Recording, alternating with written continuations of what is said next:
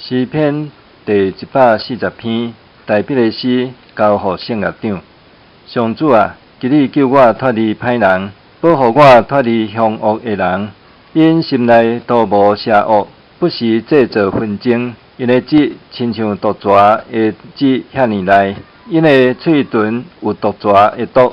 上主啊，求你保守我脱离歹人的手，保护我脱离强暴的人。因都无要甲我车倒，骄傲的人暗中掘陷阱，张罗网，伫路边设圈套要害我。我对上主讲：你是我的上帝，上主啊，求你按耳孔听我恳求的声。至悬的上主，我大气力的拯救者，伫交战的时，你有保护我。上主啊，求你毋通互歹人的心愿实现，毋通互因的计谋成功，至到自高。